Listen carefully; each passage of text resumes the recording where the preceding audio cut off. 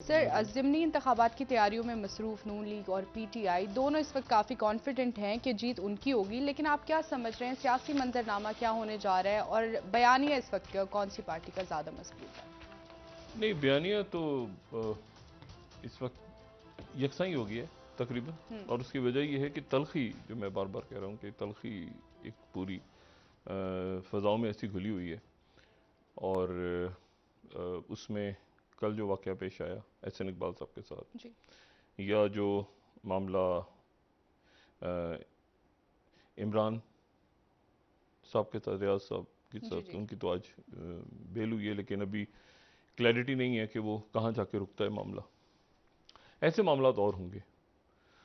और मैं आपको सिर्फ ये बताऊं कि ये मामलात किसी ख़ास नहज पे जाके इन्होंने रुक जाना है। मतलब ये चल नहीं सकते, कंटिन्यू नहीं हो सकते, क्योंकि मुल्क रुका हुआ है पूरा।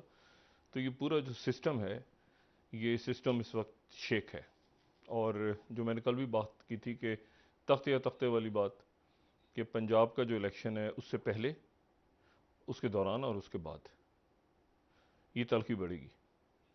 मेरी कुछ लोगों से बात हुई आज, मुस्लिम लीग नून के लोग जो हैं वो मुस्लिम लीग, अ, और इसमें जब भी तलखी बढ़ेगी तो उस दौरान जो है वो मज़ीद ये तनाव, मतलब मुस्लिम लीग के कारकुन मिसाल के तौर पे वो पीटीआई के रहनुमाओं को ढूंढ रहे हैं इस वक्त। उनको मुस्लिम लीग नून की क़यादत ने कहा है नहीं या नहीं कहा, इससे कतई नज़र वो ढूंढ रहे हैं कि हमें कोई पीटीआई का रहनुमा मिल जाए अकेला, इंक्लूडिंग इमरान खान साहब, जो कि डोर टू डोर कंपेन कर रहे हैं। तो हम अब जाहिर है कि ये बात, मुझे इस बात का इल्म नहीं है कि ये बात उनकी क़यादत की तरफ से कही गई है नहीं, लेकिन ये कि वो कह रहे हैं कि जी ये तो स्कोर सेटल होंगे नीचे गलियों मोहल्लों में। तो अब ये तो बात बड़ी तलखी की तरफ, मैं इसीलिए मैं काफ़ी दिनों से कह रहा हूँ कि कहीं ना कहीं आपस में बातचीत सियासी अकाबरीन की बहुत ज़रूरी है, जिसके ज़रूरी है। नतीजे में नीचे जो मैसेज कन्वे हो, वो मैसेज जो है वो ये हो कि ये गली मोहल्ले की लड़ाई नहीं है। लेकिन ये चूँकि गली मोहल्ले की तरफ बढ़ रही है, तो उसके नतीजे में अब ये मामला ख़राब हो सकता है किसी भी वक्त। और उसमें जो, मतलब आप ये देखें ना कि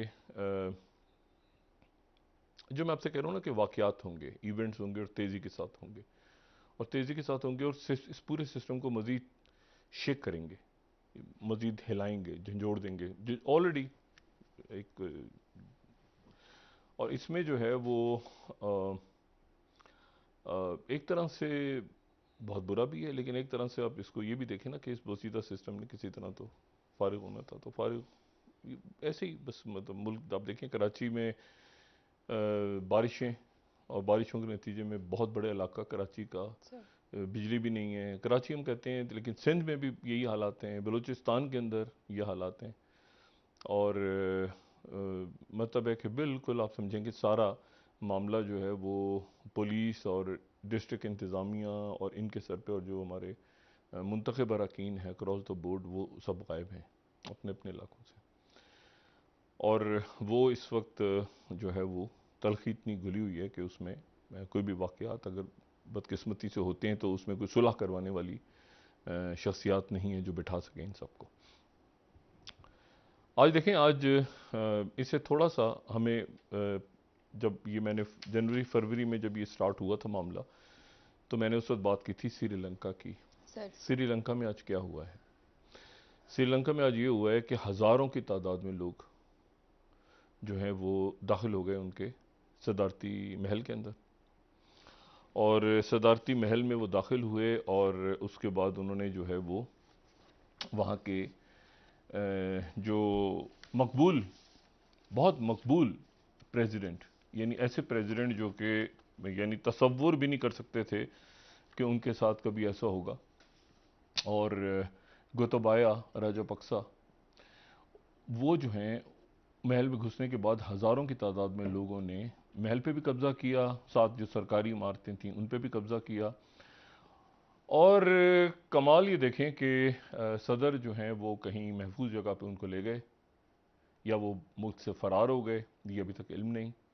उनका सामान, कुछ विजुअल्स आए कि उनका सामान बहरी जहाज़ में जा रहा है, लेकिन अभी तक इतला नहीं कि वो कहाँ पहुँचे हैं, कहाँ पे हैं, मुल्क में हैं या मुल्क से बाहर हैं। लेकिन उन्होंने इस्तीफ़ा नहीं दिया, अभी तक उन्होंने इस्तीफ़ा नहीं दिया। उनके महल पे कब्जा हो गया, सब कुछ हो गया, लेकिन उन्होंने इस्तीफ़ा नहीं दिया। कोई तसव्वुर भी नहीं कर सकते। ये महल के अंदर आप देखें लोग, वहाँ पर ये गाड़ियाँ इनके ख़ानदान की गाड़ियाँ, और कोई तसव्वुर नहीं कर सकता था कि ये जो दो भाई हैं राजा बक्सास, ये इनके साथ ऐसी सूरत हाल बनेगी। क्योंकि दोनों जो हैं, देखिए श्रीलंका का मैं आपको थोड़ा सा ये बताऊं कि सिन्हा बाहू एक वहाँ के कई सदियों पहले वहाँ के एक बादशाह थे, एक सल्तनत थी। और वो सल्तनत जो थी वो, अब उसके बारे में बड़ा डिस्प्यूटेड है कि वो सल्तनत इंडिया के कुछ इलाकों में थी, मलेशिया में थी, थाईलैंड में थी, विदाउट गोइंग इन डिटेल्स। तो वहाँ पर सेना वो बुद्ध मत के लोग, वो बुद्ध मत उन्होंने कबूल किया, बुद्धिस्ट। और फिर उस सल्तनत के अंदर ये हुआ कि उसके जो बादशाह थे उसके 32 बेटे थे, 32, और वो 32 के 32 जोड़वा थे, यानी 16 के उसमें 32 जोड़वा बच्चे पैदा हुए थे। तो एक बच्चा जो था वो विजय के नाम से, वो ज़रा अपने ख़ानदान के अंदर उसने कोई नाराज़गी हुई, कोई लड़ाई हुई, उस तारीख में नहीं जा रहा, तो विजय जो था उसको वहाँ से, उस सल्तनत से निकाल दिया गया। और जो है वो जब उसको निकाला गया वहाँ से सिन्हपुरा, ठीक है, सिन्हपुरा सल्तनत, तो ये मलेशिया में कुछ लोग कहते हैं, कुछ किसको थाईलैंड में कहते हैं। बहरहाल ये सल्तनत ख़त्म हुए, एक ज़माना गुजर गया, लेकिन ये इसका जो बेटा था बुद्धिस्ट, वो यहाँ आ गया। और वहाँ से फिर जब ये यहाँ पर आके इस जगह पे आबाद हुए, तो वहाँ से ये सिन्हाली कौम जो सिन्हालीज जो हैं, सिन्हालीज जो हैं वहाँ पे फिर ताकत इन्होंने पकड़ी, और ताकत इन्होंने पकड़ी सिन्हालीज ने। और सिन्हालीज जो थे वो फिर उसके बाद, अच्छा ये जो लफ्ज़ है ना सिन्हा बाहू, सिन्हा का मतलब है शेर, और बाहू का मतलब है बाजू। तो अगर आप श्रीलंका का झंडा भी देखें तो उसके ऊपर भी एक शेर और उसके बाजू में तलवार नजर आती है। तो ये उस बादशाह, उस किंगडम की ये निशानी है जो कि सिन्हाबायू, जिसका बेटा था विजय, और जिसके नतीजे में श्रीलंका में बुद्धिस्ट आके आबाद हुए। तो अब उसमें हुआ ये कि ये यहाँ पे आबाद हो गए। फिर यहाँ पे सबसे पहले जो कॉलोनीज आई, तो वो डच ईस्ट इंडिया कंपनी आ गई यहाँ पे। वो ईस्ट इंडिया कंपनी इंडिया में बैठ के कंट्रोल करती थी श्रीलंका, ये उनकी डच कॉलोनी बन गई। फिर उसके बाद ये जो है, ये पुरानी जो समुद्री शाहराह रेशम है उसका श्रीलंका हिस्सा था। और उसमें फिर ये हुआ कि फिर ये ईस्ट इंडिया कंपनी आ गई, और 1948 में इनको भी आज़ाद, 1947 में पाकिस्तान इंडिया, और 48 में इनको आज़ादी मिली। लेकिन ये भी डोमिनिकन सिचुएशन थी इनकी, डोमिनिकन यानी आज़ादी मिली, लेकिन उसके बाद ही कुछ अरसे तक ये बरतानिया के ही मातहत रहे कि एक हद तक आज़ादी मिली। यानी जैसे हमारे यहाँ और इंडिया में था ना कि वॉइस राय मौजूद रहा, लेकिन हमारे यहाँ से वॉइस राय जल्दी चले गए, इनके यहाँ से देर तक जो एक सिस्टम था वो चलता रहा। और बरतानिया ने फिर इनका नाम जो है सेलोन रख दिया था, और वो नाम इनका 1972 तक रहा। 72 में फिर इनका नाम श्रीलंका हुआ। और ये भी चूंकि कॉमनवेल्थ में ये इंडिया, पाकिस्तान, श्रीलंका, ये चूंकि सब कॉमनवेल्थ बरतानिया ने रूल किए, इसीलिए वहाँ पर भी क्रिकेट होती है श्रीलंका में। जो मैं हमेशा कहता हूँ कि देख लें कि जिन जिन मुल्कों में क्रिकेट होती है तो समझ जाएं कि वहाँ पे वो हाँ, चाहे वेस्ट इंडीज़ हो, चाहे श्रीलंका हो, चाहे ऑस्ट्रेलिया हो, चाहे न्यूजीलैंड हो, ये हमेशा कॉलोनीज रहे हैं ब्रिटेन की।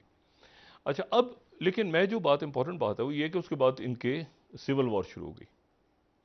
सिविल वॉर, खाना जंगी शुरू हो गई। खाना जंगी कहाँ पे हुई कि अगर आप नक्शा देखें श्रीलंका का, तो श्रीलंका का जो बिल्कुल जनूब है उसमें एक पलक स्ट्रेट है, आबनाए पलक बिल्कुल अगर ऊपर देखें, ठीक है, रॉबर्ट पलक के नाम से, जो मद्रास के गवर्नर थे उनके नाम से। तो श्रीलंका का जो शुमाल है, वहां पर जो आबादी है वो सैनाली नहीं है।